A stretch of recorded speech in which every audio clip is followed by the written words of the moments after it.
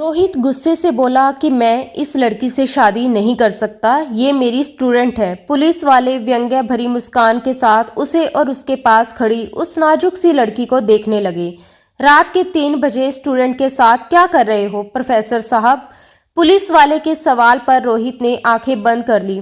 उसे फोन करने की भी इजाजत नहीं दी थी। तभी पुलिस वालों ने अपने हवलदार को बुलाकर कुछ आदेश दिए। उनकी बात सुनकर रोहित सन्न रह गया। वो उसे मंदिर जाने के लिए कह रहे थे और रोहित जानता था कि आगे क्या होने वाला है। वो सुन चुका था कि उसकी और उस लड़की की शादी करवाई जाएगी। उसने लाख मिन्नतें की पर पुलिस वालों ने अपनी मनमानी से ही काम किया। सुबह होने से पहले उनकी शादी करा दी गई। रोहित अपने पास खड़ी उस मासूम सी लड़की को नफरत भरी नजरों से देख रहा था। उसका नाम पूनम था, पर इस वक्त वह उसे किसी सजा से कम नहीं लग रही थी। कल रात वह किसी के साथ भागी थी और उसे बचाने की कोशिश में रोहित खुद फंस गया था। उसने उसे घर छोड़ा, लेकिन उसके घर वालों ने भी उसे अपनाने से इनकार कर दिया और रोहित के हवाले कर दिया। रोना बंद करो, वह गुस्से से चीख पड़ा। उसकी आवाज पर पूनम डरकर गाड़ी के दरवाजे से सट गई। वह उसका टीचर था और जो कुछ हो रहा था वो ठीक नहीं था। रोहित का मन कर रहा था कि गाड़ी किसी चीज से ठोक दे। वो इंसान जिसने आज तक किसी की पसंद की शर्ट नहीं पहनी थी, आज उसकी शादी उसकी पसंद के बगैर हो गई थी। उसे बार बार याद आ रहा था कि कैसे जबरदस्ती उसकी शादी करवाई गई थी। करीब आधे घंटे के बाद गाड़ी एक घर के सामने आकर रुकी। रोहित ने गुस्से में दरवाजा खोला और जोर से बंद किया। रोती हुई पूनम डर के मारे सहम गई। मरती क्या ना करती। वो भी धीरे धीरे कदम बढ़ाती हुई अंदर आई, जहां वो कुछ देर पहले गया था। अपने टीचर के घर वो उसकी बीवी बनकर आई थी और शर्म से जमीन में गड़ती जा रही थी। वो घर बाहर से जितना सुंदर था, अंदर से उतना ही स्वर्ग जैसा लगता था। हर चीज अपनी खूबसूरती का सबूत दे रही थी। पूनम लिविंग रूम में खड़ी होकर सब कुछ गौर से देख रही थी, जैसे अपने गम को भुलाने की कोशिश कर रही हो, लेकिन आने वाले वक्त की चिंता उसके चेहरे पर साफ थी। तभी रोहित वापस आया और एक कमरे की तरफ इशारा किया।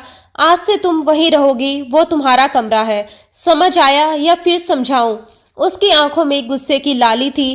पूनम कुछ नहीं बोली, बस सिर झुका लिया और धीमी आवाज में हाँ कहा। उसके इतने आज्ञाकारी होने पर भी रोहित का गुस्सा कम नहीं हुआ। उसे लगा सब कुछ इसी लड़की की वजह से हुआ है और अब वो मासूम बनने का नाटक कर रही है। उसकी आंखों में खून उतर आया। उसके घने सिल्की बाल माथे पर बिखरे हुए थे। शर्ट के ऊपर के 2 बटन खुले थे, जहां से उसका चौड़ा सीना थोड़ा दिखाई दे रहा था। पूनम ने जल्दी से अपनी नजरें झुका ली। आज से पहले पूनम ने उसे कभी इस हालत में नहीं देखा था।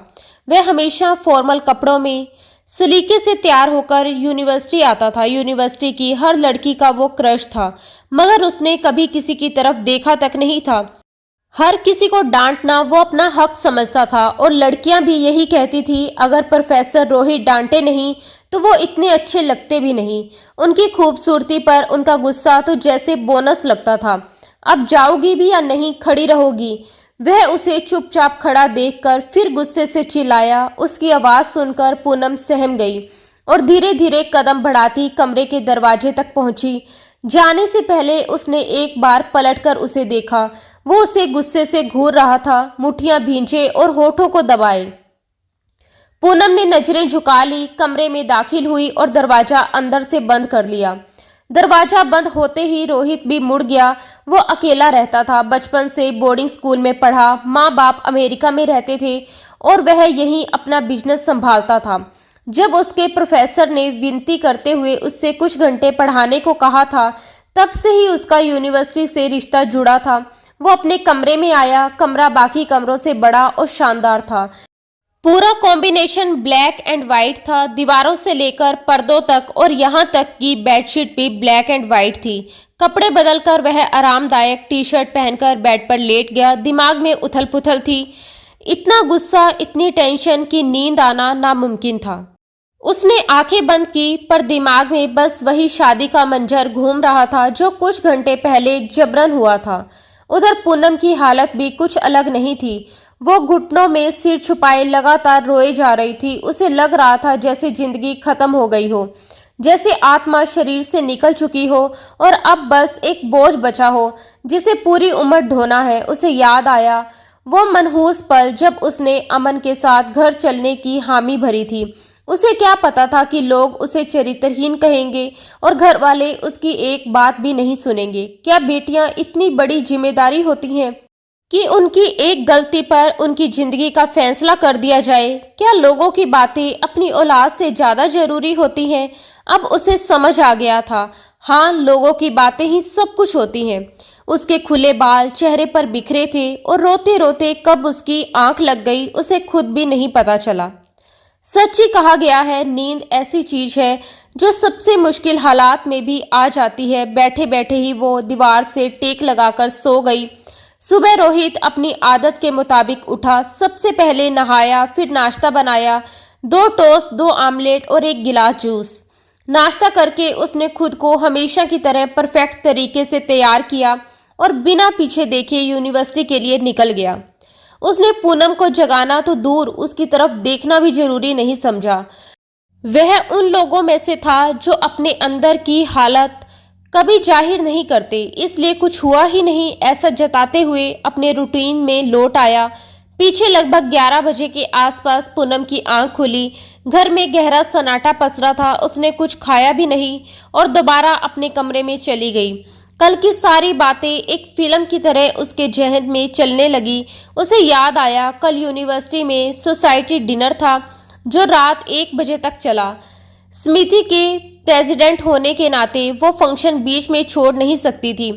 जब 1 बजे के बाद यूनिवर्सिटी से निकलकर उसने घर फोन किया तो बार बार कॉल करने पर भी किसी ने उठाया नहीं। तभी उसका क्लास फेलो अमन उसके पास आया। पूनम, आप यहाँ अकेली क्या कर रही हैं? पूनम ने कहा, कुछ नहीं, बस घर कॉल कर रही हूँ। और दोबारा नंबर मिलाया।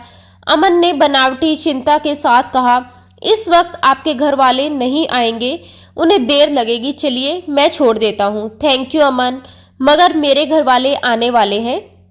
उसने मुस्कुराकर टाल दिया, लेकिन अमन बार बार जिद करने लगा। घर वालों की तरफ से अब भी कोई जवाब नहीं मिला था। पूनम असमंजस में थी और तभी वो उसके साथ कार में बैठी रही थी कि रोहित ने उसे देख लिया।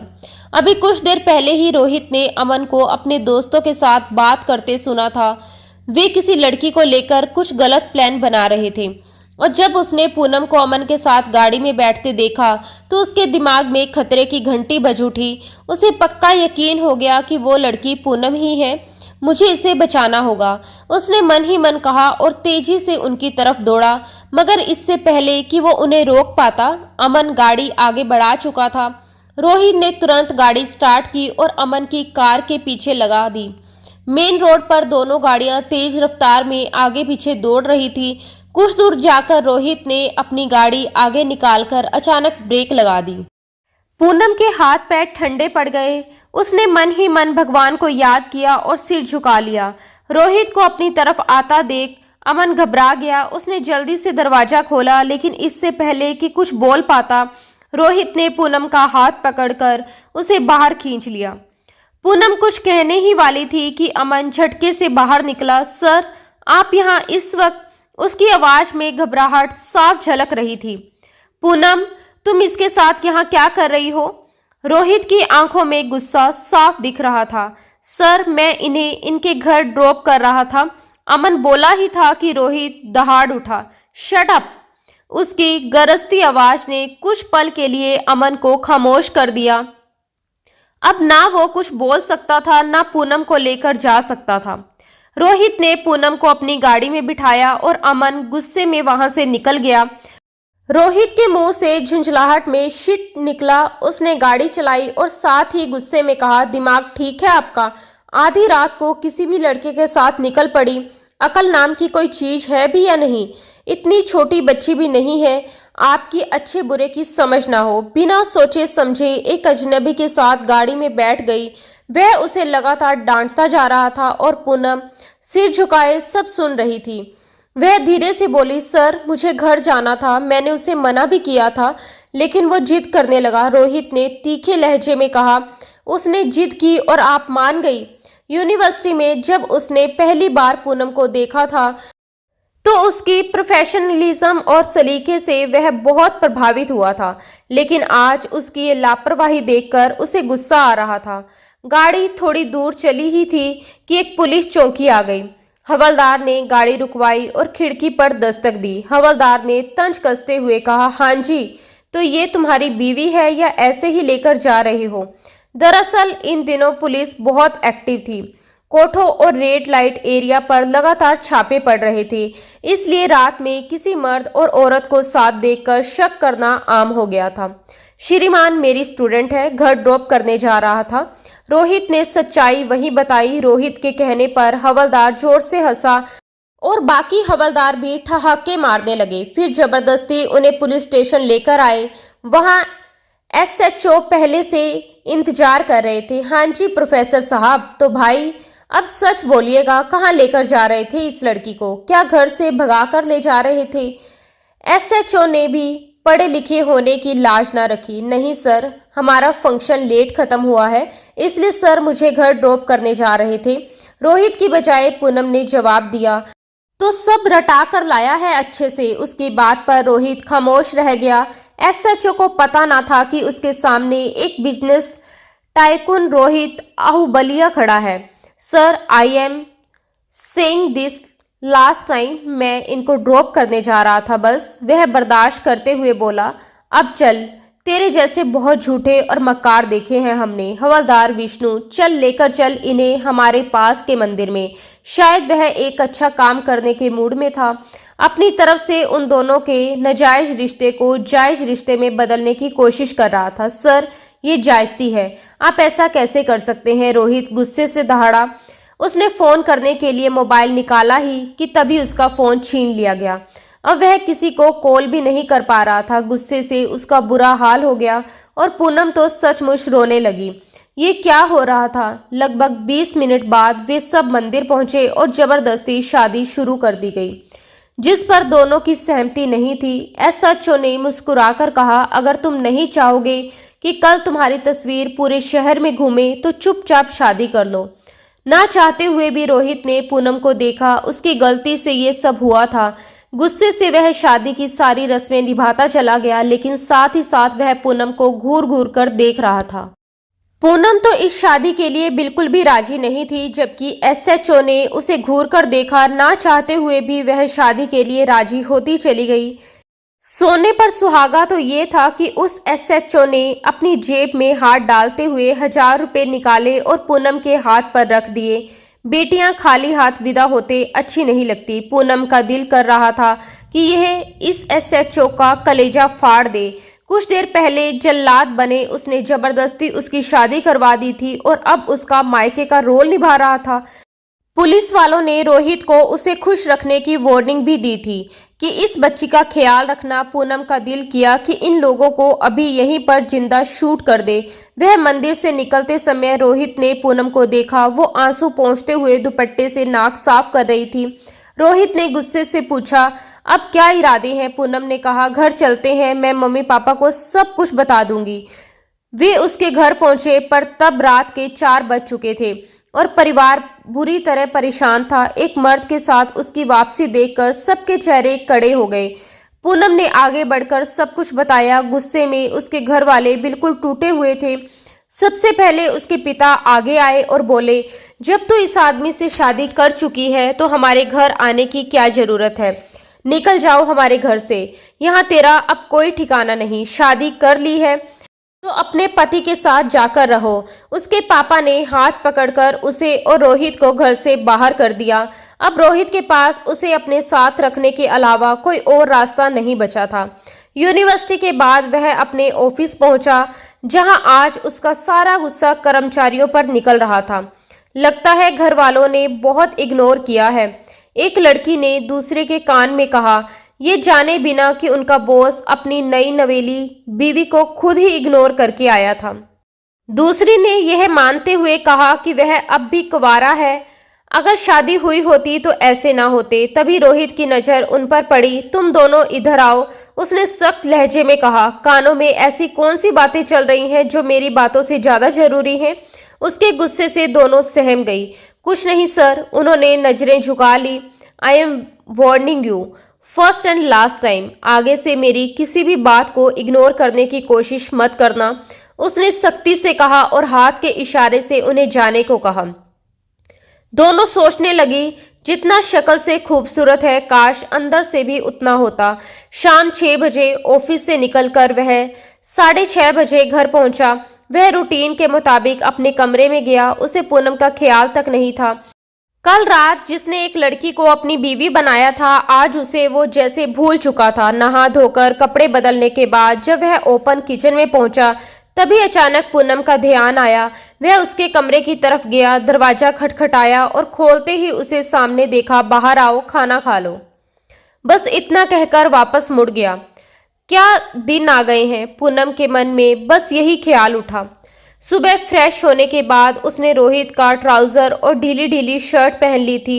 उसी हालत में बाहर आई। किचन सेल्फ के पास खड़े रोहित को देखकर उसकी आंखें भर आई। I am sorry sir. शर्मिंदगी से उसका सिर झुक गया। रोहित ने उसे ठंडी निगाहों से देखा।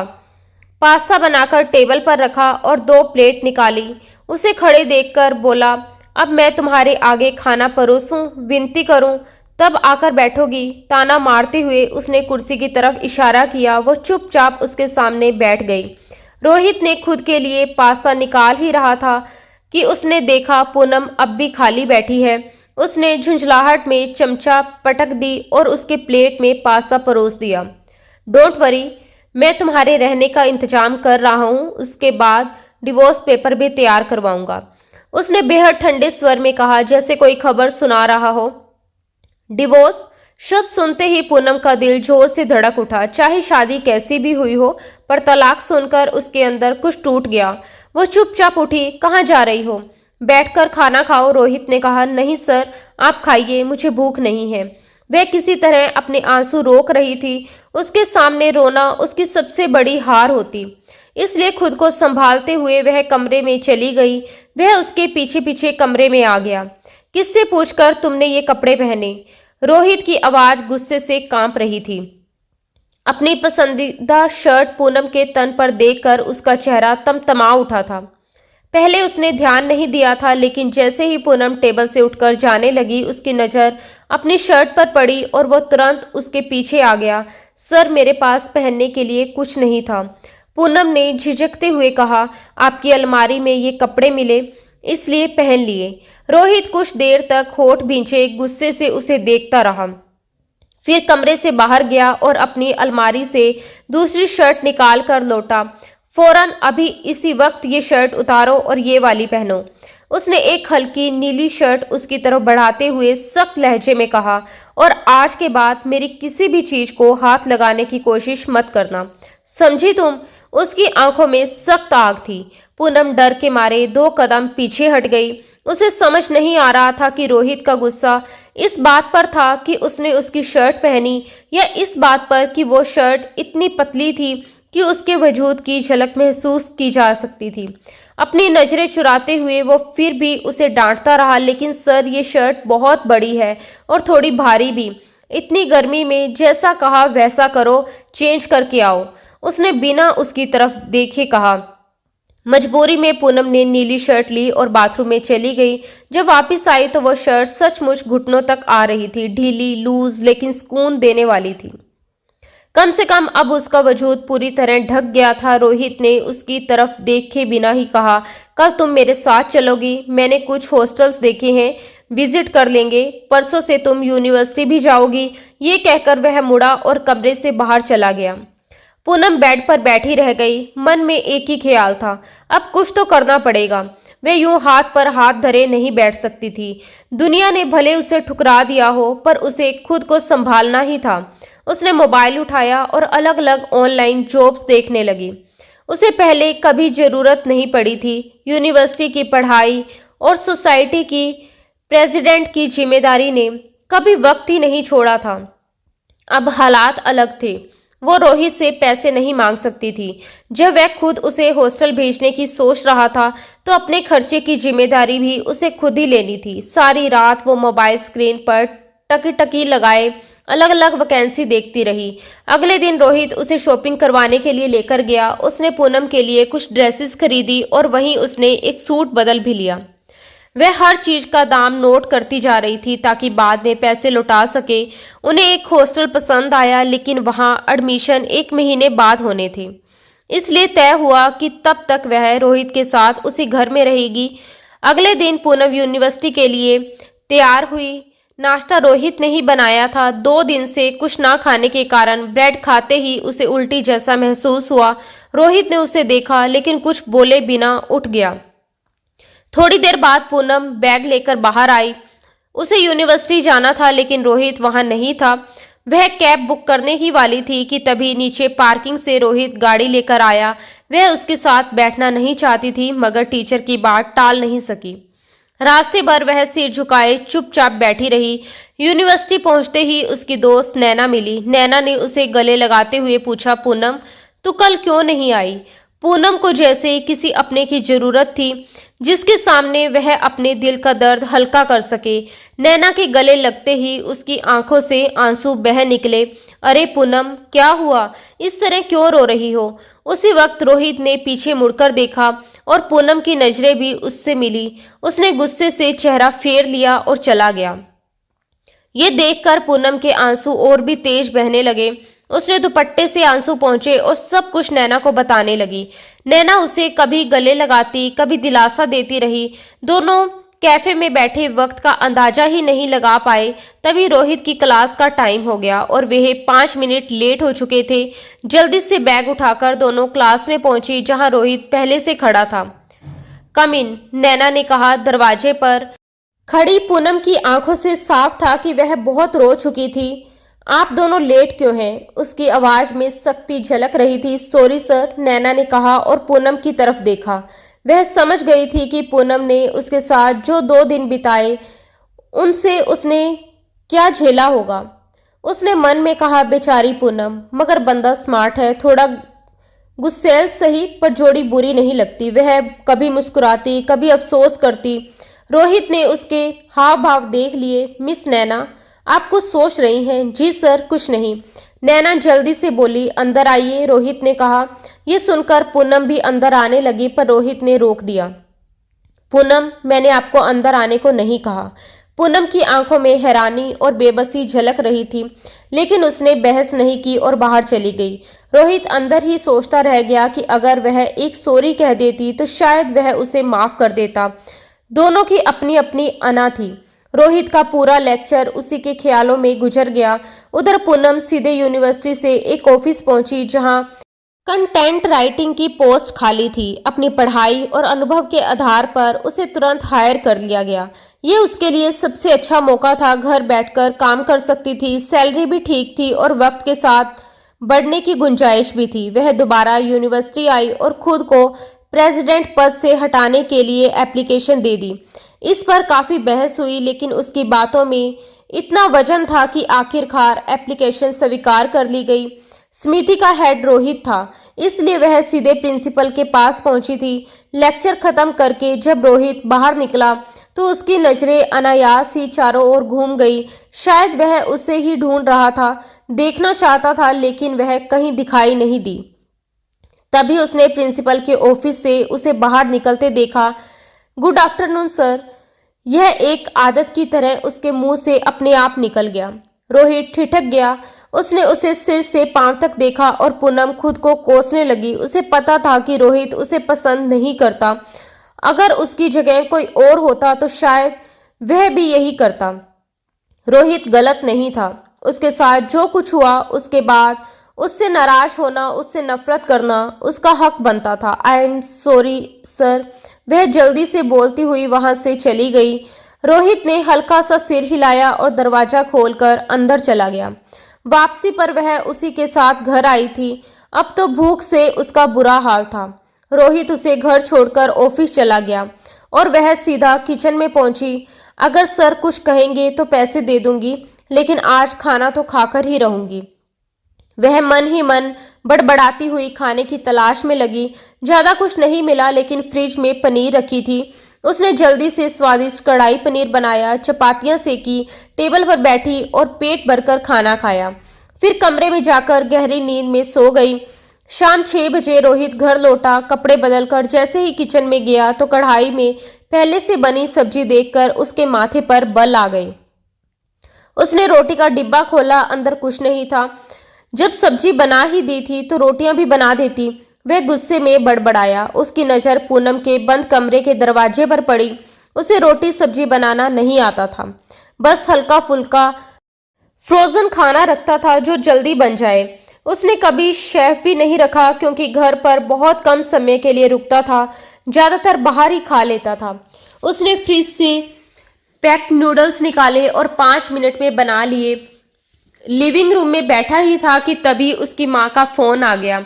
फोन उठाते ही उन्होंने शादी की बात छेड़ दी। अपनी माँ से जान छुड़ाने के लिए वह जल्दी से बोला, मोम, मैं शादी कर चुका हूँ।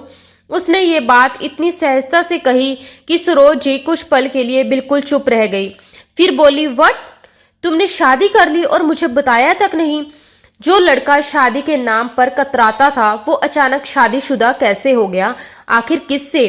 रोहित ने ठंडी सांस लेकर कहा, बस मोम, मेरी स्टूडेंट थी, अच्छी लगी तो शादी कर ली। वो ऐसे बोला जैसे किसी गली मोहल्ले की लड़की से शादी कर ली हो, जबकि सरोज जी का जज्बाती प्रोग्राम अब शुरू हो चुका था। कैसी औलाद हो तुम रोहित? जिंदगी का इतना बड़ा फैसला कर लिया और मुझे बताना तक जरूरी नहीं समझा। मैं तो कह कहकर थक गई थी कि शादी कर लो, शादी कर लो, लेकिन तब तुम राजी नहीं हुए और अब जब खुद ही शादी कर ली तो बताया भी नहीं। मुझे तुमसे ऐसी उम्मीद नहीं थी रोहित। तुमने आज सच में मेरा दिल तोड़ दिया। उनकी आवाज में शिकायत ही नहीं बल्कि एक माँ का टूटता हुआ विश्वास झलक रहा था। रोहित ने आंखें बंद कर गहरी सांस ली और थकान से भरे स्वर में बोला, बस करें मोम, बहुत हो गया। जल्दबाजी में हो गई शादी।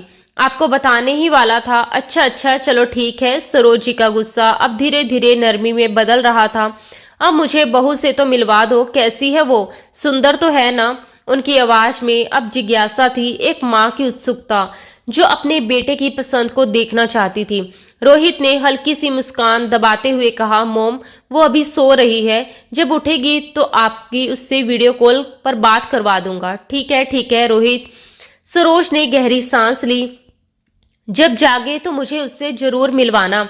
ये कहकर उन्होंने फोन रख दिया, लेकिन उनके चेहरे पर मिली जुली भावनाओं की झलक साफ थी। नाराजगी, हैरानी और एक हल्की सी खुशी भी थी। पीछे खड़ी पूनम उसके मुंह से ये सारी बातें सुनकर एकदम सन रह गई थी। पसंद की शादी, ये शब्द जैसे उसके गले में अटक गए।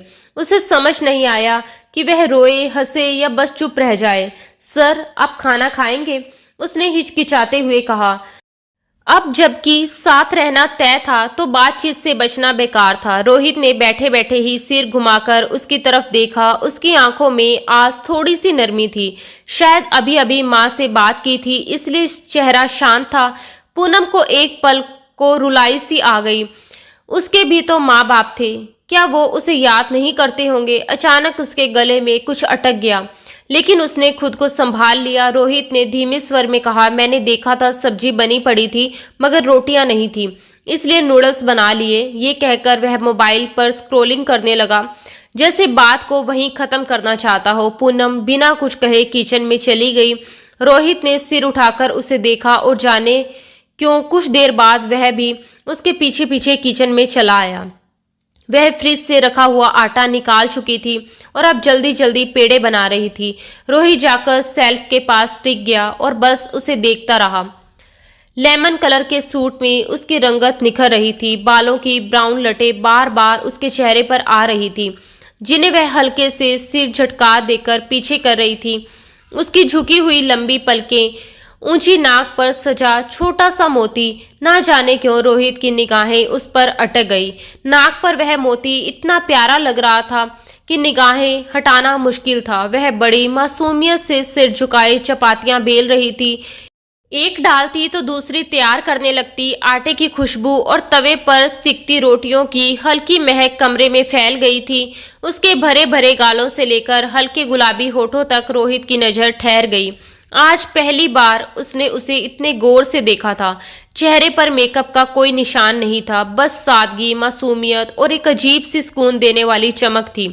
क्या कोई इतना खूबसूरत भी हो सकता है? रोहित के मन में अनजाने भाव उमड़ पड़े। बालों की वो शरारती लट उसे अब भी तंग कर रही थी। ना जाने क्यों रोहित ने धीरे से हाथ बढ़ाया, उसकी वह लट उठाई और बड़े ही सहज अंदाज में उसके कान के पीछे कर दी। पूनम एकदम जैसे करंट खाकर पीछे हटी। धड़कनें तो उसके इतने करीब खड़े होने से ही तेज चल रही थी और अब जब उसने उसे छुआ तो ऐसा लगा जैसे दिल पसलियां तोड़कर बाहर निकल आएगा। उसकी आंखों में इस वक्त कोई खास जज्बात नहीं थे, ना मोहब्बत थी ना नफरत थी। शायद वो बस उसकी मदद के लिए उसके बालों की लट को कान के पीछे कर गया था। पूनम ने जल्दी जल्दी चपातियां उतारी और दूसरी तवे पर डाल दी। पता नहीं क्यों उसके गाल हल्के गुलाबी पड़ने लगे। रोहित सोच में पड़ गया। क्या चूल्हे की आंच इतनी तेज है या वजह कुछ और है? वो देर तक उसके गुलाबी गालों को देखता रहा, जैसे किसी सोच में खो गया हो। पूनम उसकी नजरों की तपिश से बचते हुए जल्दी से खाना टेबल पर लगाने लगी। भूख तो अब पूनम को भी सताने लगी थी। उसने दोपहर में खाना खाया था और अब तो रात हो चुकी थी। वह भी उसके साथ टेबल पर बैठ गई। एक प्लेट उसके लिए बनाकर अब अपनी प्लेट तैयार करने लगी। रोहित ने एक नजर खाने को देखा और दूसरी नजर पूनम पर थी। वो चुपचाप अपनी प्लेट में चपाती रख रही। कितने लंबे समय के बाद उसे ऐसा घर का बना खाना देखने को मिला था। उसने प्लेट अपनी ओर खींची और पहला निवाला मुंह में डाला। कढ़ाई पनीर का स्वाद मानो जुबान पर घुल गया। 2 की बजाय उसने 3 चपातियां खा ली। उसका मन हुआ कि पूनम से कह दे थैंक यू, बहुत अच्छा खाना बनाया है, पर शब्द होठों तक आकर थम गए। कुछ पल तक चुप बैठा रहा, फिर उठकर अपने कमरे में चला गया। पूनम बस उसकी पीठ को देखती रह गई। वो कुछ पल तक वहीं खड़ी रही, शायद किसी अनकहे जवाब की उम्मीद में थी। रोहित लेट ही रहा था कि तभी उसके मोबाइल की टोन बजी। उसने स्क्रीन पर नजर डाली और आंखें खुली की खुली रह गई। मैसेज उसकी मां सरोज जी का था। कल मैं इंडिया आ रही हूँ अपनी बहू के दीदार के लिए, तैयार रहो। वो सिर पकड़कर बैठ गया। मोम को भी ना बड़ी जल्दी है, मुझे बताना ही नहीं चाहिए था। वो बड़बड़ाया और गहरी सांस ली। थोड़ी देर सोचकर वह पूनम के कमरे की ओर बढ़ा। दरवाजा हल्के से खोला। अंदर पूनम दुपट्टा उतारकर सोने की तैयारी कर रही थी।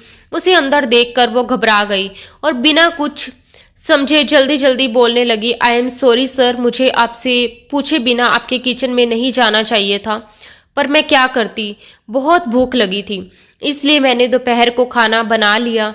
आप मुझसे नाराज मत होना, मैं आपको पैसे दे दूंगी। वो जो दोपहर से सोच रही थी अब सब एक साथ कह डाला। उसे लगा वो जरूर उसे डांटने आया है कि उसने उसकी मर्जी के बिना उसके घर की चीजों को हाथ लगाया।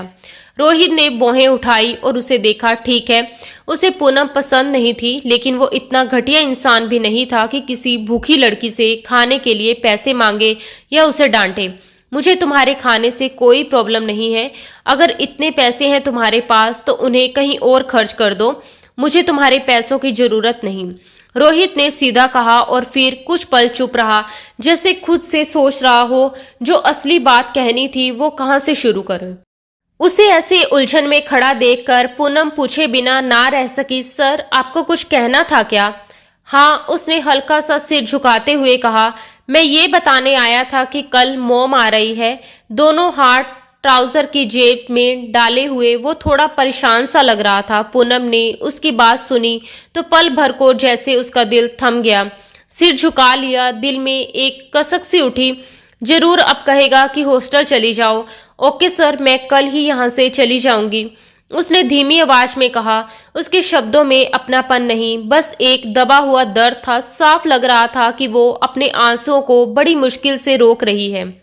आंसू रोकते रोकते उसका चेहरा लाल होने लगा था। रोहित ने कुछ पल उसे गौर से देखा, लाल पड़ते चेहरे को, कांपते होठों को, और फिर हल्का सा सिर झटक लिया। मुझे नहीं पता था कि आप इतनी कम अकल की हैं। पहले मेरी बात तो सुन लिया करें, अपने ही फैसले सुनाने लगती हैं। वो थोड़ा झुंझलाया और फिर बोला, मैं कह रहा था कि कल से आप मेरे रूम में शिफ्ट हो रही हैं। मैं नहीं चाहता कि मोम को लगे हम दोनों अलग अलग रहते हैं। वो 2 हफ्तों के बाद वापस चली जाएंगी, फिर सब कुछ पहले जैसा हो जाएगा। उसका लहजा आदेश जैसा था, लेकिन उसके शब्दों में कहीं न कहीं झिझक छिपी थी, जैसे एहसान जताने की कोशिश में हो, मगर खुद भी समझ नहीं पा रहा था कि क्यों इतना सब कुछ कह रहा है। पूनम ने सिर झुका लिया। उसकी आंखें कुछ देर तक नीचे टिकी रही और रोहित उसे देखता रहा। क्या कभी उसने सोचा था कि ये लड़की, जो इतनी मासूम और अजीब सी लगती थी, एक दिन उसके घर, उसके कमरे में होगी, वो भी उसकी बीवी की तरह। कुछ पल तक वह उसे यूं ही देखता रहा, फिर बिना कुछ कहे मुड़ गया। अगली सुबह पूनम ने चुपचाप अपना सामान रोहित के कमरे में रख दिया और यूनिवर्सिटी चली गई। उस दिन दूसरा लेक्चर रोहित का था। क्लास में जब वो पानी पी रही थी, तभी किसी ने हल्का सा धक्का दे दिया। पानी उसके ऊपर छलक गया। रोहित को तो जैसे बस एक बहाना चाहिए था। वेरी सिली गर्ल, उसने धीमे से कहा। क्लास में दबे सुरों में हंसी गूंज उठी। पूनम के गाल शर्म से लाल हो गए। उसने सिर झुका लिया और कुछ नहीं कहा, बस मन ही मन अपनी झुंझलाहट निकाल रही थी। कभी तो इंसान की तरह बात कर लिया करो। अगले हफ्ते यूनिवर्सिटी में एक बड़ा इवेंट था, जिसके लिए रोहित ने कैबिनेट मीटिंग बुलाई थी। पूनम ने पहले ही एप्लीकेशन दे रखी थी, इसलिए वह नहीं गई। बाकी सब लोग उसके ऑफिस में इकट्ठे थे, मगर प्रेसिडेंट साहिबा नहीं थी। ऐसा पहले कभी नहीं हुआ था। वो तो हमेशा टाइम पर आती थी, जिसकी तारीफ खुद रोहित करता था। 10 मिनट गुजर गए, ना वो आई ना कोई जवाब। रोहित के माथे पर बल पड़ने लगे। उसने मैसेज किया, कोई रिप्लाई नहीं।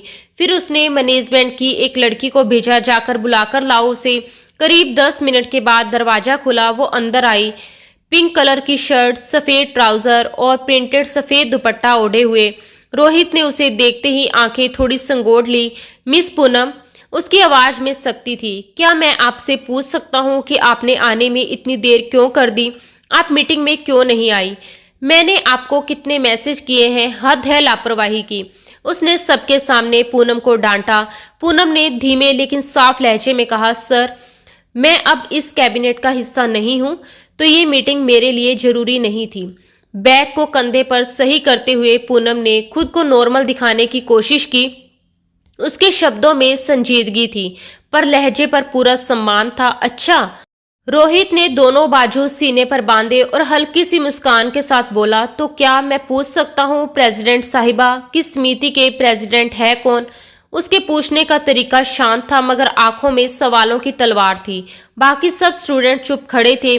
सब जानते थे कि सर के गुस्से का मतलब क्या होता है। पूनम ने सीधा उसकी आंखों में देखते हुए कहा, आई डोंट नो सर, मगर मैं रिजाइन दे चुकी हूँ। उसके जवाब में वही आत्मविश्वास झलक रहा था जो उसकी पर्सनैलिटी की पहचान था। रोहित के माथे पर हल्की सी शिकन आई। उसने एक हाथ से बाकी सभी को बाहर जाने का इशारा किया और इशारा मिलते ही सब जैसे हवा में गायब हो गए। कमरे में अब बस वो दो थे, एक गुस्से में उबलता रोहित और एक संयमित पर घबराई हुई पूनम। वो धीरे धीरे कदम बढ़ाते हुए उसके सामने आकर रुका। पूनम उसे देखती रह गई। घनी भावों के नीचे गहरी रहस्यमयी आंखें, लंबी नाक और उन आंखों के कोनों में बसता एक अदृश्य हुक्म था। हल्की दाढ़ी और जेल से पीछे किए बालों ने उसकी शख्सियत को और भी असरदार बना दिया था। वो हमेशा की तरह बेहद खूबसूरत लग रहा था। पूनम कुछ पल के लिए पलकें झपकाना ही भूल गई। वो वही शख्स था जिसने उसका साथ तब दिया था जब बाकी सबने मुंह मोड़ लिया था। डिजाइन किसको सबमिट करवाया? उसने रुक रुक कर पूछा। आवाज ठहरी हुई थी। प्रिंसिपल को, पूनम ने जवाब दिया। रोहित के चेहरे पर निराशा उतर आई। मुझे लगता था कि आप बहुत प्रोफेशनल हैं, मगर शायद मैं गलत था। हर चीज का एक सिस्टम होता है जिसे फॉलो किया जाता है, लेकिन आप तो सीधे सीनियर के पास पहुंच गई। उसकी आवाज में गुस्से से ज्यादा अफसोस था। आई एम सॉरी सर, पूनम ने धीरे से कहा, मगर मैं अब ये जिम्मेदारी नहीं निभा सकती। वो शर्मिंदा नहीं थी, पर उसके शब्दों पर दर्द था। और ऐसा क्यों?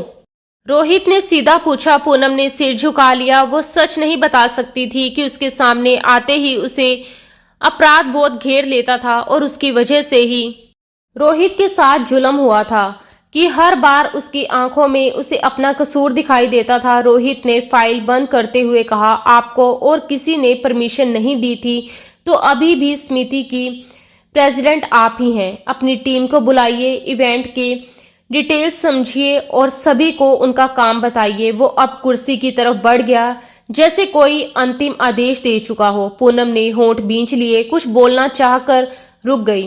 वो उसे यूं खड़ा देखता रहा और फिर बोला, कुछ कहना है आपको? पूनम ने उसकी आंखों में देखा। कहना तो बहुत कुछ था पर शब्द नहीं थे। नहीं सर, वो बस इतना ही कह पाई और धीरे से बाहर निकल गई। शाम को जब रोहित ऑफिस से बाहर आया तो देखा कि पूनम अपनी टीम को कुछ समझा रही थी। अनीता, तुम्हें अपना काम समझ में आ गया ना? जी पूनम, उसने जवाब दिया।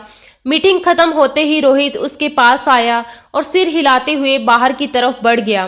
पूनम ने बैग उठाया और उसके पीछे पीछे कार तक आई। घर पहुंचकर उसने उसे ड्रॉप किया और फिर एयरपोर्ट के लिए निकल गया। पूनम ने नहा धोकर कपड़े बदले और रोहित से पूछकर अपनी सास के लिए रूम सेट करने में लग गई। सर्दियां दस्तक दे चुकी थी, इसलिए उसने हल्के से हीटर ऑन कर दिया। अब वो किचन में खड़ी सोच रही थी कि क्या बनाया जाए। कुछ देर बाद बिरयानी, रायता और सलाद तैयार था और तभी बाहर गाड़ी के हॉर्न की आवाज आई। मतलब वो लोग आ गए थे। दुपट्टे का पल्लू ठीक करते हुए वो लिविंग रूम की ओर बढ़ी। दरवाजा खुला तो सामने एक बेहद सलीकेदार औरत थी जो रोहित के साथ अंदर आ रही थी। देखने से कोई नहीं कह सकता था कि वह उसकी माँ है, बल्कि किसी बड़ी बहन जैसी लग रही थी। पूनम ने आगे बढ़कर उनके पैर छुए तो सरोज जी ने उसे झट से उठाया और अपने सीने से लगा लिया। फिर उसके हाथ थामते हुए मुस्कुराकर पूछा, ये प्यारी सी लड़की का नाम क्या है? रोहित मुस्कुराया। पूनम, पूनम मेहरा। वो सच में किसी पूनम जैसी लग रही थी। काले सूट में उसकी दमकती त्वचा और भी निखर उठी थी। नाम तो बिल्कुल सही रखा है बेटा, तुम किसी पूनम से कम नहीं लगती, सरोज जी ने प्यार से कहा। फिर रोहित की तरफ मुड़ते हुए बोली, और ये क्या पूनम मेहरा? हाँ, पूनम मेहरा नहीं बल्कि पूनम वालिया बोलो। उनके कहते ही पूनम के दिल की धड़कन तेज हो गई, गाल हल्के गुलाबी पड़ गए। रोहित ने उसकी ओर देखा। जब भी उसके गाल लाल होते, ना जाने क्यों उसे वो पल बहुत प्यारा लगता। पूनम मुस्कुराते हुए बोली, मम्मी जी मैंने खाना बना लिया है, आप लोग फ्रेश हो जाइए, मैं अभी लगाती हूँ। मगर सरोज जी ने उसे मना किया और पास बिठा लिया। पहले ये बताओ, ये तुम्हारे साथ ठीक से रहता है ना? अगर कुछ गलत करता हो तो बताना, मैं अभी इसके कान खींचती हूँ। पूनम ने नजरें झुकाकर कहा, नहीं मम्मी जी, ये बहुत अच्छे हैं। दिल की हालत अजीब थी। अपने टीचर के साथ नाम जुड़ा था और खुद को संभालना मुश्किल हो रहा था। तभी पीछे से आवाज आई, ये सास बहू कौन सी कहानी सुना रही हैं एक दूसरे को? रोहित कमरे से बाहर आया। भाई, आते ही तुम्हारी शिकायत लग गई है। तुम्हारी बहू कह रही है कि तुम्हें रोमांस बिल्कुल नहीं आता। उनके कहते ही पूनम ने झट से सिर उठाया और जल्दी जल्दी ना में सिर हिलाने लगी। रोहित जानता था कि उसने ऐसा कुछ नहीं कहा होगा, लेकिन उसके चेहरे पर शरारत फैल गई। सही कह रही है ये, इसके रोमांस के सामने तो मैं कुछ भी नहीं। उसकी बात सुनकर पूनम हैरानी से उसे देखने लगी। दोनों माँ बेटा एक से बढ़कर एक थे। क्यों पूनम, वो क्या था? हर बात में रोमांस ढूंढ लेना। उसकी बात पर पूनम चेंपते हुए अपनी जगह से उछल पड़ी, यानी वो उनकी बातें सुन चुका था। उसका मन अचानक ही अतीत की गलियों में भटक गया। उसे वो दिन याद आया जब रोहित ने उसे एक इवेंट के सिलसिले में बुलाया था और वह और नैना उसके ऑफिस में बैठे थे। रोहित ने दोनों को पास वाले कमरे में बिठाया और खुद एचओडी से बात करने चला गया। कुछ ही देर बाद दरवाजा खुला और पूनम की हंसी गूंज उठी। और यार, कितना रोमांटिक सीन था ना। वो किसी पुराने पल को याद करते हुए मुस्कुरा रही थी। नैना ने तुरंत चुटकी ली। डोंट टेल मी, तुम्हें ये पानी सर से मिलने वाला सीन भी रोमांटिक लग रहा था? पूनम ने भौहें चढ़ाई। तुम हर चीज को इतनी नॉर्मल कैसे ले सकती हो यार? तुम्हें क्या पता रोमांस क्या होता है? नैना ने हंसते हुए कहा, तुम तो हर चीज में रोमांस ढूंढ लेती हो। कल भी कह रही थी कि देखो, जब हवा से ये लटकने हिलती हैं तो एक दूसरे से टकराती हैं और कितना रोमांटिक लगता है। पूनम ने हंसने की कोशिश दबाई। दफा हो तुम्हें तो रोमांस की स्पेलिंग भी नहीं आती। उसकी आवाज में नाराजगी और शरारत दोनों थे। तभी दरवाजा दोबारा खुला और रोहित अंदर आया। पूनम एक पल को सन्न रह गई। कहीं उसने सब सुन तो नहीं लिया। नैना ने धीरे से फुसफुसाया, अरे नहीं, सुना नहीं होगा। लेकिन रोहित की मुस्कान ने सब कुछ साफ कर दिया था। पूनम की नजरों ने नैना को ढूंढा और दोनों के चेहरे पर एक साथ झेंपी हुई हंसी आ गई। अक्सर पूनम फोन पर भी नैना से ऐसी ही बातें करती रहती थी। एक दिन रोहित की माँ पास से गुजरी और उसकी बातें सुन ली। हल्की मुस्कान के साथ बोली, मुझे लगता है मेरी बहू थोड़ी ज्यादा रोमांटिक है। उनकी बात सुनकर पूनम के गाल तप गए। मम्मी जी, मैं खाना लगाती हूँ, कहते हुए वो फौरन वहां से निकल गई। उसके चेहरे पर लाली थी और आंखों में एक अजीब सी चमक थी। खाना लगाकर उसने उन्हें बुलाया। सब टेबल पर बैठे तो रोहित चुपचाप किचन की तरफ चला गया। पूनम पानी का जग लेने ही जा रही थी कि अचानक किसी की मौजूदगी महसूस हुई। पीछे मुड़कर देखा, रोहित बिल्कुल पास खड़ा था। दिल की धड़कन एक पल को थम सी गई। वह कुछ कह पाती इससे पहले ही उसने दोनों हाथों से उसे अपनी बाहों में खींच लिया और धीरे से कान के पास कहा, मॉम इधर देख रही है तो प्लीज थोड़ा कोऑपरेट करो। पूनम ने हैरानी से उसकी तरफ देखा और बाहर बैठी उसकी मां मुस्कुराई। ओपन किचन था, सब साफ दिख रहा था। पूनम का चेहरा और लाल हो गया। उसने सिर झुकाकर किसी तरह खुद को संभाला। खाने के बाद रोहित मां को उनके कमरे तक छोड़ आया और फिर अपने कमरे में लौट आया। पूनम पहले ही वहां मौजूद थी। उसने तकिया सोफे पर रख दिया था और सामने की टेबल पर नोट्स, पेन और मोबाइल फैला रखे थे। वो अपनी इवेंट की प्लानिंग में पूरी तरह डूबी थी। कुछ लिखती, फिर सोचती, फिर कुछ काट कर दोबारा लिखती। आप एक बार बता दो कि किस किस को मेल करनी है, उसने बिना ऊपर देखे कहा। रोहित लैपटॉप पर काम करते हुए बोला, 2 ब्रांड्स और हमारी कंपनी, वहीं से फ्रेंड्स मिल जाएंगे। पूनम ने सिर हिलाकर मेल भेज दी। जवाब सुबह तक आने थे। फिर उसने टीम को कॉल करना शुरू किया। सबसे उनके काम की रिपोर्ट मांगी। मोनिका नई थी, उसे दोबारा समझाना पड़ा। रोहित कुछ देर उसे देखता रहा। वो हर बात बड़ी सुलझी हुई, शांत और प्रोफेशनल अंदाज में समझा रही थी। उसकी ये गंभीर और संतुलित झलक देखकर रोहित अनायास ही मुस्कुरा उठा। वह लैपटॉप से नजर उठाकर उसे देखने लगा। पूनम पूरी तरह अपने काम में डूबी हुई थी। दुपट्टा कंधे से उतरकर हल्के से नीचे सरक आया था। बालों की कुछ लटें उसके चेहरे से लगकर गालों पर बिखर रही थी। वो एक हाथ से बाल कान के पीछे करती हुई फोन कान से लगाए किसी को बहुत सलीके से समझा रही थी। अच्छा रुकिए, मैं कल आकर आपको बताती हूँ, कहते हुए उसने फोन काटा और गहरी सांस ली। थकान उसके चेहरे से साफ झलक रही थी। उसके पास लैपटॉप नहीं था, इसलिए सारा काम मोबाइल पर ही संभाल रही थी। आंखें दर्द कर रही थी। दोनों उंगलियों से हल्के से उन्हें दबाया और स्क्रीन बंद कर दी। काफी देर तक चुपचाप बैठी रही। फिर सारे नोट्स और पेन समेटकर बैग में रखे और वॉशरूम चली गई। जब लौटी तो देखा रोहित लाइट बंद करके लेट चुका था। उसने धीरे से बैग एक कोने में रखा और फर्श पर बैठ गई। सिर पीछे सोफे से टिका दिया और आंखें बंद कर ली। अंधेरे में उसकी सांसों की आवाज भारी लग रही थी। वो कुछ बड़बड़ाई, जैसे खुद से ही बातें कर रही हो। रोहित ने ध्यान से सुना। काश घर वाले मेरी बात समझ लेते तो किसी और के घर में ऐसे ना रहना पड़ता। उसके लफ्जों में टूटी हुई आवाज थी। वो धीरे रो रही थी मगर सिसकियों की ध्वनि कमरे में गूंज रही थी। रोहित करवट लेकर लेटा रहा। वह उसे रोकना चाहता था, उसे कहना चाहता था कि सब ठीक हो जाएगा, पर वो खुद नहीं जानता था किस हक से बोले। रात के करीब 1 बजे जब उसे प्यास लगी तो वह उठा, लैंप जलाया। हल्की पीली रोशनी पूरे कमरे में फैल गई। नजर फर्श पर पड़ी। पूनम वहीं लेटी थी। गठरी सी बनी हुई, चेहरे पर आंसुओं के निशान थे। रोहित कुछ पल उसे देखता रहा, फिर अपनी हल्की सी जैकेट उठाई और धीरे से उसके ऊपर डाल दी। वह कुछ पल यूं ही खड़ा रहा। उसके सोए हुए चेहरे पर एक अजीब सुकून था और एक अनकहा दर्द भी था। धीरे से उसने लैंप बंद किया और वापस लेट गया। दिल के अंदर एक अनजाना ख्याल गूंजता रहा, हालात इंसान को कहां से कहां ला देते हैं। सुबह जब उसकी आंख खुली तो पूनम पहले से जाग चुकी थी। कमर में हल्का दर्द था पर चेहरे पर शिकायत का कोई नामो निशान नहीं था। वो उठी, फ्रेश हुई और फिर घर के कामों में लग गई। पूजा की, फिर सासू माँ को देखने चली आई जो अभी भी सो रही थी। वह कुछ देर तक उनके पास बैठी रही, फिर कमरे में लौटकर अपने और रोहित के कपड़े निकाले। उसके कपड़े प्रेस होकर आया करते थे, फिर भी उसने प्यार से अलमारी से निकाल कर रख दिए। नहा धोकर बाहर आई तो किचन में जाकर परांठा और आमलेट बनाया। उसे पता नहीं था कि रोहित नाश्ते में क्या पसंद करता है, इसलिए उसने टोस्ट भी साथ निकाल लिए, मन में बस यही सोचते हुए कि कहीं उसे कुछ गलत ना लगे।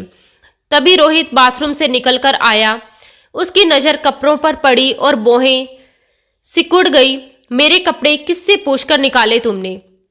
उसकी आवाज में गुस्सा नहीं मगर सख्ती थी।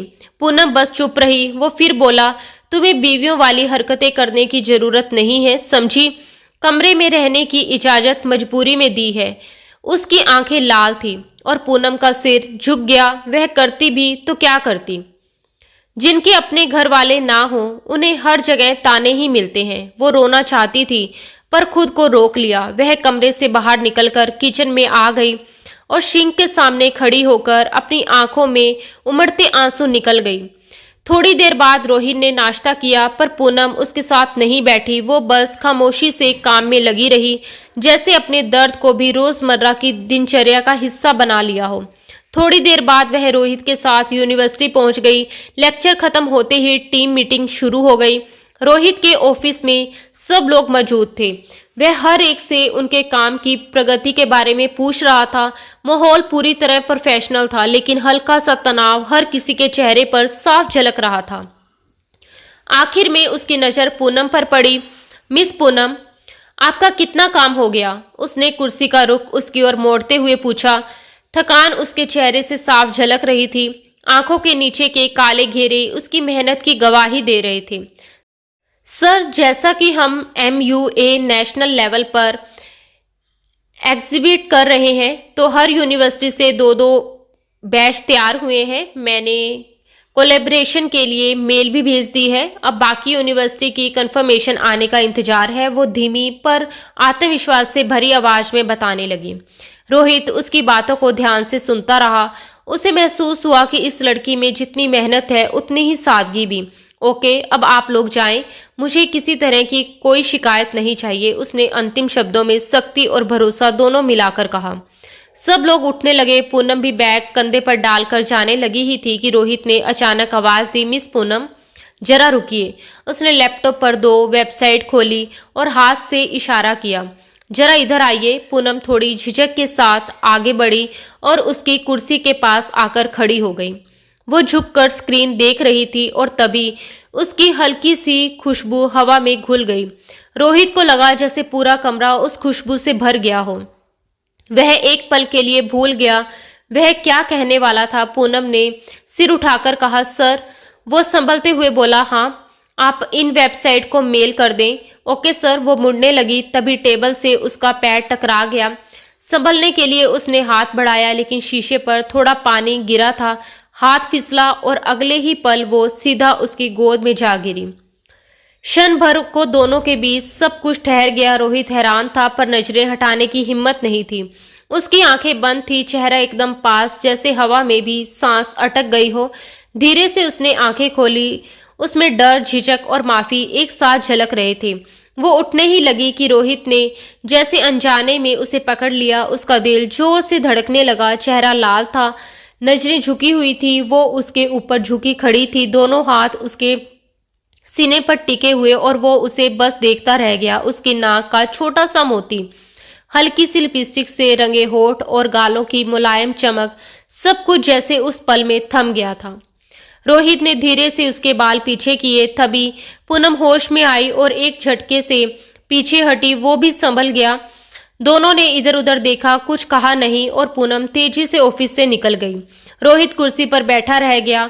उसे समझ नहीं आया कि उसने ऐसा क्यों किया या क्यों होने दिया। उसके बाद भी दोनों एक दूसरे से नजरें चुराते रहे। सर, आप प्लीज मार्केट की तरफ गाड़ी मोड़ लें, मुझे बाजार जाना है, एडिटर से मिलना है, पूनम ने धीरे से कहा। रोहित ने बिना कुछ बोले गाड़ी मोड़ दी।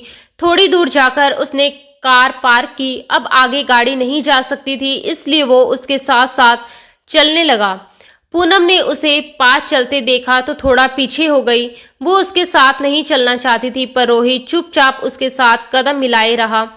वो एक दुकान में घुसी और ऑर्डर प्लेस किया। 3 दिन बाद की डिलीवरी थी, इसलिए अर्जेंट चार्ज लग रहा था। वो दुकानदार से बहस करने लगी, इतना ज्यादा क्यों ले रहे हो? रोहित को उसका इस तरह बहस करना बिल्कुल अच्छा नहीं लगा। It's okay Poonam, we can manage. ऐसा कैसे सर? मैं पिछले 4 साल से काम कर रही हूँ, मुझे पता है ये रेट ज्यादा बता रहा है, बस 2 मिनट रुकिए, उसने आत्मविश्वास से कहा। वो फिर वही पुरानी सख्त लेकिन सच्ची पूनम बन गई थी। रोहित ने उसे देखा और मन ही मन सोचा, कभी कभी ये लड़की उतनी ही नादान लगती है जितनी मजबूत है। वो कुछ कहना चाहता था मगर शब्द नहीं मिले। करीब आधे घंटे बाद वे वहां से निकले। पूनम के चेहरे पर एक सुकून था, अपनी बार्गेनिंग पर गर्व जैसा भाव था। रोहित पूनम को घर छोड़कर सीधा ऑफिस चला गया। उसके जाने के बाद पूनम ने बैग एक और रखा और रसोई में जाकर लंच बनाने लगी। थकान के बावजूद उसने सारा काम खुद किया। जब सब तैयार हो गया तो वह ऊपर कमरे में गई जहां सरोज जी अब तक गहरी नींद में थी। वह धीरे से उनके पास जाकर बोली, मम्मी जी अब उठ जाइए, सुबह से नाश्ता भी नहीं किया आपने, आइए लंच कर लीजिए। पूनम के प्यार भरे स्वर ने उन्हें जगा दिया। वो झट से उठ बैठी। अरे मुझे तो पता ही नहीं चला कि इतनी देर तक सोती रही। तुम बताओ, यूनिवर्सिटी गई थी ना, कैसा दिन रहा? पूनम मुस्कुराई, फिर थके स्वर में बोली, बहुत अच्छा रहा मम्मी जी, लेकिन सिर में दर्द हो गया। इतना काम है कि बस पूछिए मत। वो वाकई ही बहुत थक चुकी थी। सरोज जी ने खाना खाते हुए पूछा, और तुम्हारा वो हस्बैंड किधर है? पूनम ने झिझकते हुए कहा, वो तो ऑफिस गए हैं। लेकिन इतना कहते ही उसके जहन में दोपहर की वो घटना ताजा हो गई। पल भर में उसके गाल लाल हो उठे। सरोज जी ने प्यार से छेड़ा, वक्त नहीं देता ना तुम्हें, आने दो उसे, कान खींचती हूँ उसके। अरे नहीं मम्मी जी, ऐसी कोई बात नहीं है, आप उनसे कुछ मत पूछिएगा। वो जल्दी से बोल गई ताकि सरोज जी कहीं कुछ कह ना दे। खाना खाने के बाद सरोज जी ने नितेश जी को फोन किया। वो भी अपनी बहू से बात करके बहुत खुश हुए। 2-4 बातों के बाद फोन रखा और रात के खाने के बारे में पूछा। जब पता चला कि पूनम बहुत थकी हुई है तो उन्होंने बाहर डिनर करने का सुझाव दिया। उनकी इस फिक्र पर पूनम की आंखें भर आई। किसी ने इतने अपनेपन से उसकी चिंता कब की थी? रात को वे बाहर डिनर के लिए निकले। रेस्टोरेंट के अंदर हीटर चल रहा था, इसलिए ठंड का एहसास नहीं हुआ। लेकिन जैसे ही वे बाहर निकले, सर्द हवा ने पूनम को घेर लिया। उसने अपने हाथों को सीने से लगाया, खुद में सिमटने लगी। रोहित ने देखा तो बिना कुछ कहे अपनी जैकेट उतारकर उसके कंधों पर डाल दी। पूनम ने हल्का सा सिर उठाया, उसकी ओर देखा। उस नजर में एक पल के लिए धन्यवाद, झिझक और शायद कुछ अनकहा भी था। उसके मन ने तुरंत इशारा दिया और उसके गाल फिर से लाल पड़ गए। रोहित भी उसे देखता रह गया। सोचा, इसमें भला शर्माने की क्या बात है, पर वो थी ही ऐसी। दोनों एक दूसरे को देख ही रहे थे कि पीछे से सरोज जी ने गला खंगारा। दोनों झट से सीधे हो गए। वो पार्किंग से गाड़ी लेने गया, तब तक पूनम उनसे इधर उधर की बातें करने लगी। घर पहुंचने के बाद रोहित सीधा अपने कमरे में गया। कुर्सी पर बैठते ही उसने मोबाइल निकाला। आज कुछ ड्राफ्ट्स पूरे करने थे। थोड़ी देर बाद पूनम अंदर आई। सर, लैपटॉप चाहिए था। क्यों, क्या हुआ? वो क्या है ना, मेरे पास लैपटॉप नहीं है और मोबाइल में डेटा एडिट नहीं हो रहा। रोहित ने नजर उठाकर देखा। दुपट्टा हल्के से गले से ढीला पड़ा था, बाल खुले थे, आंखें हल्की सूजी हुई। उसे एक पल को ख्याल आया, काश वो उसकी आंखों की थकान अपने हाथों से मिटा पाता। Okay, take mine. उसने अपना लैपटॉप उसके सामने रख दिया। पूनम ने थाम लिया और काम में जुट गई। वो लगातार डेटा चेक करती रही, बीच बीच में सवाल पूछती और हर बार रोहित बस उसे देखता रह जाता। रात के 12 बज चुके थे पर उसका काम खत्म नहीं हुआ था। थककर वो उठी और रसोई की तरफ गई। कुछ देर बाद 2 कप कॉफी लेकर लौटी। सर जी, आपके लिए कॉफी। वो मुस्कुराई। रोहित ने कप लेते हुए कहा, ओह थैंक्स, इस वक्त तो वाकई जरूरत थी। वो उसकी मुस्कान पर पल भर ठहर गया। जब वो वापस जाकर बैठी तो रोहित कॉफी के घुटों के साथ उसे ही देखता रहा। इतना समर्पित, इतना पंक्चुअल इंसान उसने शायद ही देखा था। आखिरकार पूनम ने सब काम खत्म कर लिया। एक लंबी अंगड़ाई लेते हुए बोली, फाइनली हो गया। रोहित ने नजर उठाई तो उसकी आंखों में चमक थी और होठों पर हल्की सी मुस्कान थी। वो बोली, सर ये ड्राफ्ट सुबह देख लूंगा। उसने कहा, अभी लाइट ऑफ कर दीजिए और हाँ, कॉफी के लिए थैंक्स, बहुत अच्छी बनी थी। वो अपनी चीजें समेटने लगी, मन ही मन सोच रही थी क्या हो जाता अगर ये बात मुस्कुराकर बोल देते। वह धीरे से बड़बड़ाई, कुछ कहा नहीं सर, मैं क्या कहूंगी, आप है ना सबको सब कुछ कहने के लिए। उसने फिर बड़बड़ाया। रोहित ने उसे देखा, फिर कुछ ना बोला। वो लाइट ऑफ कर सोफे पर लेट गई। जैसे ही पीठ टिकी, थकान का भार खुल गया और धीरे धीरे नींद ने उसे घेर लिया। रोहित कुछ देर तक यूं ही बैठा रहा, फिर उठा, अलमारी से एक चादर निकालकर उसके ऊपर डाल दी। हल्की रोशनी में उसकी लौंग का मोती चमक रहा था। एक पल को उसके मन में ख्याल आया, काश वह उसे छू सकता। शायद अब वह भी थोड़ा थोड़ा रोमांटिक होता जा रहा था। रोमांटिक शब्द याद आते ही उसके चेहरे पर एक हल्की मासूम सी मुस्कान तैर गई। वह झट से बिस्तर पर जाकर लेट गया, सिर पीछे टिकाया और आंखें बंद कर ली।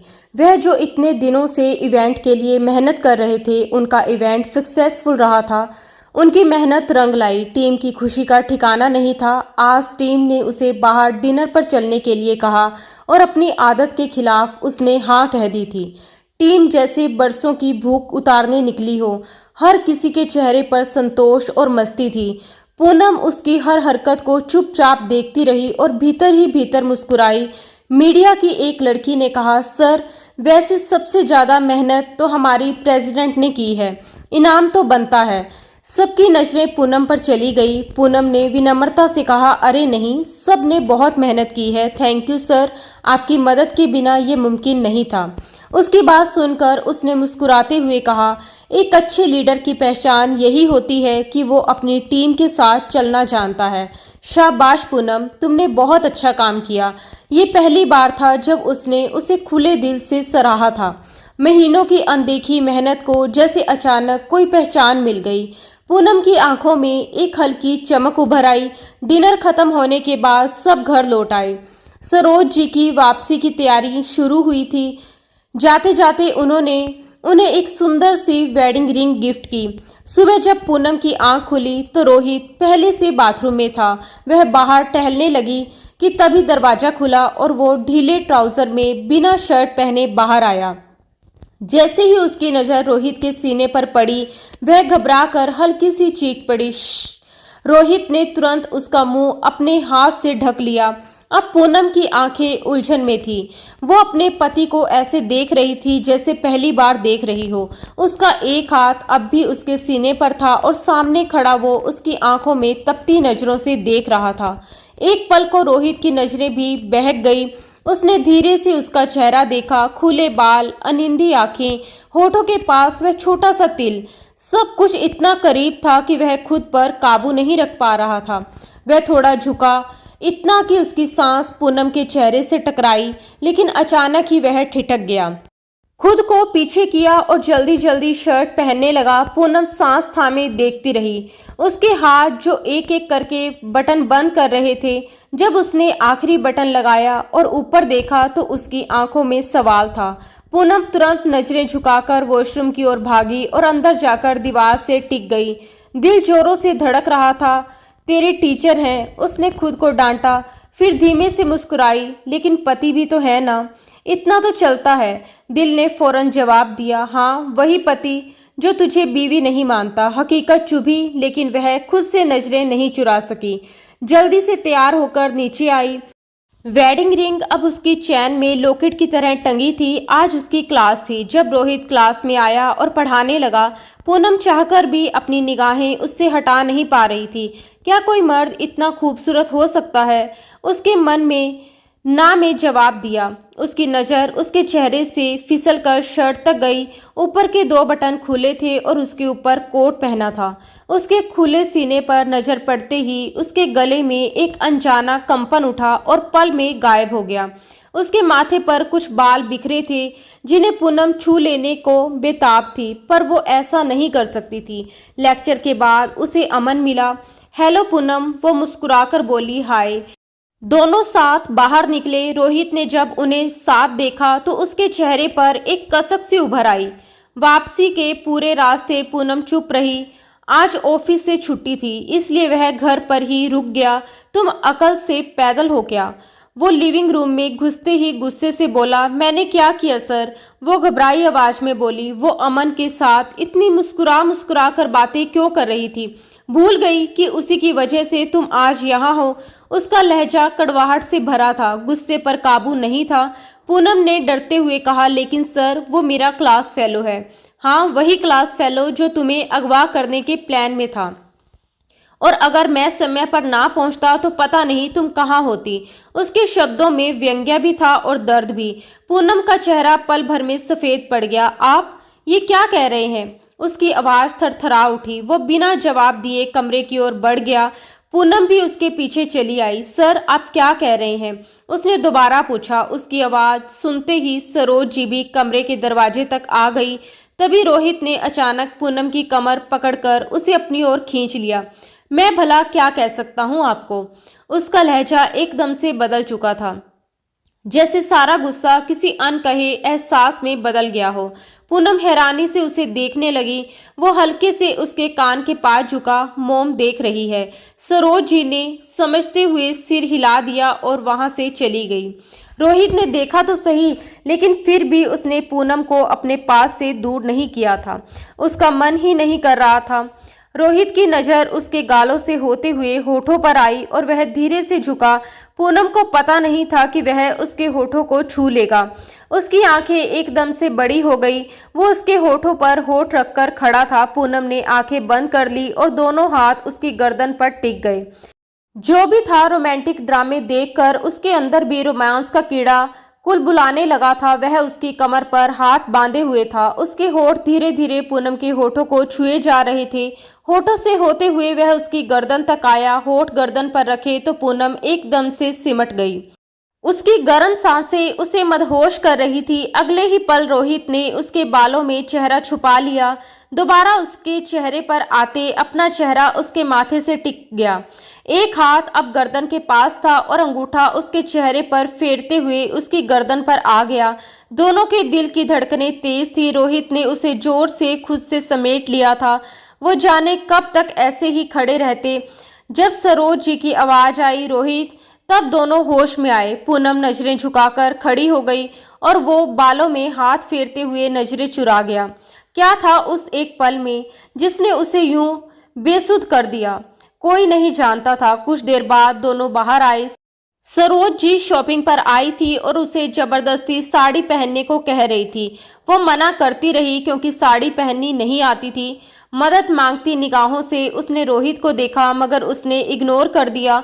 वो खुद उसे साड़ी में देखना चाहता था। जब वो सरोज जी की मदद से साड़ी पहनकर बाहर आई तो सरोज जी ने प्यार से उसे गले लगा लिया। उस साड़ी में उसका रूप और भी निखर रहा था। शॉपिंग के दौरान दोनों चुप थे, सिर्फ सरोज जी को दिखाने के लिए। रोहित ने उसके ब्लाउज का नाप ठीक किया, जिस पर पूनम शर्म से लाल हो गई। अगले दिन सरोज जी की फ्लाइट थी। सरोज जी ने उसे गले लगाकर कहा, मैं रोज वीडियो कॉल करूंगी, पक्का। और अगले दिन वो चली गई। पूनम फिर अकेली रह गई। हॉस्टल की लिस्ट में उसका नाम था। रात को जब उसने रोहित को बताया तो उसने बस अच्छा कहा और सो गया, जबकि पूनम सारी रात नहीं सो सकी। सुबह से पहले उसने अपनी पैकिंग कर ली थी। डिनर पर भी वो उसे देखती रही, शायद अब कुछ बोलेगा, मगर नहीं। वो अब भी उतना ही सख्त था। रात को जब पूनम लेटी, उसे लगा कि रोहित सो चुका है। धीरे धीरे वो उसके पास आई, घुटनों के बल बैठकर उसे देखने लगी। दिल ने कहा, बस एक बार छू लो। उसने हाथ बढ़ाया, बालों की नरमी को महसूस किया। तभी रोहित ने अचानक उसे खींचकर अपने ऊपर गिरा लिया। वो उसके ऊपर गिरी और रोहित करवट लेकर लेट गया। अब पूनम उसकी बाहों में थी। क्या कर रही थी? नींद में बोझिल आवाज में उसने पूछा। कुछ नहीं। पूनम घबरा गई, शायद वो दोबारा सो गया। वो उसकी बाहों में लेटी उसकी सांसों की लय महसूस करती रही। जब उसे यकीन हो गया कि वह सच में सो गया है तो उसने छूकर अपने होठ उसके होठों पर रख दिए और फिर अचानक पीछे हट गई। तभी रोहित ने नींद में ही उसे तकिया समझकर अपने सीने से भींच लिया। उसका दिल धक धक करता रहा। आज उसे हॉस्टल जाना था, ये सोचकर ही पूनम उदास हो गई। दोपहर के बाद रोहित उसे हॉस्टल छोड़ने आया। जाते हुए उसे पूनम की नजरें याद रही। वो ऐसे क्यों देख रही थी? उसने तो कभी उससे कोई उम्मीद नहीं दी थी, मगर फिर भी घर आकर उसे चैन नहीं आया। उसने सोफे को देखा जहां वो लेटी होती थी। उसे वह दिन याद आया जब उसने उसके होठों को छुआ था। दिल की धड़कन अचानक तेज हुई। अभी कल रात का सीन भी उसे याद था। पूनम ने उसे कैसे छुआ था। वो सो नहीं रहा था, बल्कि सोने का नाटक कर रहा था। हॉस्टल में पूनम अपने कमरे में आई तो वहां 3 लड़कियां पहले से मौजूद थी। अंदर जाकर उसने मुस्कुराकर हेलो कहा, मगर सबने ठंडी मुस्कान दी। कोई आगे नहीं आया। वो चुपचाप अपना सामान समेट कर लेट गई। नींद नहीं आई, बस यही सोचती रही, वो तो मेरा टीचर है, फिर मैं उसके बारे में क्यों सोच रही हूँ। उसकी दी हुई जैकेट उसने सीने से लगा रखी थी। अगले 2 दिन एडजस्टमेंट और खरीदारी में गुजर गए। उधर रोहित 2 दिन लगातार उसका इंतजार करता रहा। कॉल करना चाहता, पर आन बीच में आ जाती। वह क्लास के बीच, कैंपस में, हर जगह उसकी तलाश करता। तीसरे दिन जब पूनम यूनिवर्सिटी आई, लेक्चर के दौरान जैसे ही रोहित की नज़र उस पर पड़ी, उसे अनजाना सुकून मिला। वो सारा वक्त उसी को देखता रहा। वह अब बहुत चुप थी। चौथे दिन उसका मूड थोड़ा सा सही हुआ था जब एक लड़की ने पूछा, सर आपकी शादी हुई है क्या? सारे स्टूडेंट्स हंस पड़े। लड़कियां मुस्कुराई। रोहित ने जब अपना हाथ उठाया और तीसरी उंगली में अंगूठी दिखी तो सबने एक साथ कहा, वाओ। पूनम बस खामोश रही।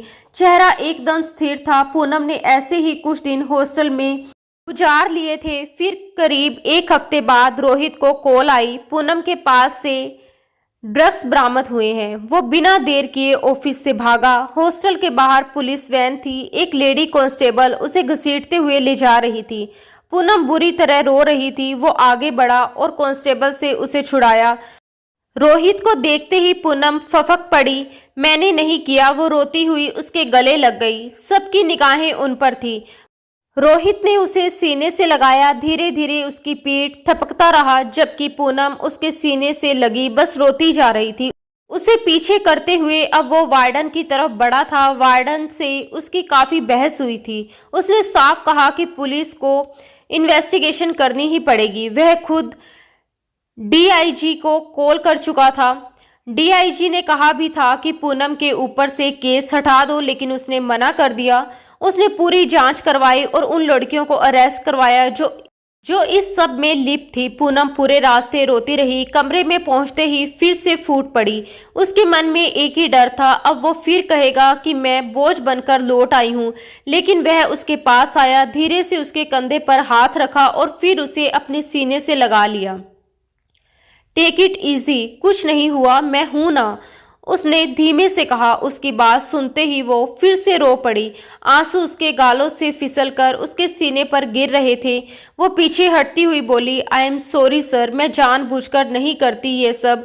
आप सोच रहे होंगे मैं फिर से आप पर बोझ बन गई हूँ, बट आई एम सॉरी। वो रुक रुक कर बोल रही थी। उसकी आवाज़ कांप रही थी। मैं ऐसा कुछ भी नहीं सोच रहा पूनम, उसने मधुर आवाज में कहा।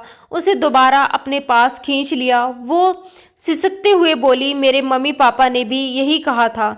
कोई मेरी बात नहीं सुनता, कोई मुझे समझता ही नहीं। उसकी आवाज़ टूटती जा रही थी, जैसे बरसों का दर्द बाहर निकल रहा हो। उसने उसे सीने से लगाते हुए कहा, तुम्हारी कोई गलती नहीं थी पूनम, सब कुछ ठीक हो जाएगा बेबी। वो उसके सीने पर दोनों हाथ रखे रो रही थी। आपने भी मुझे गलत ठहराया और मेरे पेरेंट्स ने भी, मैं बहुत अनलकी हूँ। उसने धीरे से उसका चेहरा ऊपर उठाया, उसकी आंखों में देखा। दिल की आवाज़ सुनते हुए उसने अपने होठ उसकी नाक पर रख दिए। वो पहले झिझकी, फिर पलकें बंद कर गई और उसकी बाहों में सुकून पा लिया। जब वह पीछे हटा तो उसकी नज़रें फिर से उसके होठों पर ठहर गई। उसके करीब झुकते हुए उसने बड़ी शिद्दत से उसे महसूस किया, जैसे बरसों की प्यास को सुकून मिल गया हो। गहरी सांस लेकर वह थोड़ा अलग हुआ। उसके चेहरे पर अजीब सा सुकून था, जैसे आज उसे अपनी जिंदगी का मकसद मिल गया हो। जानती हो पूनम, उसकी आवाज़ में अपनापन घुला हुआ था। इस खून के लिए मैं कितने दिनों से बेचैन था।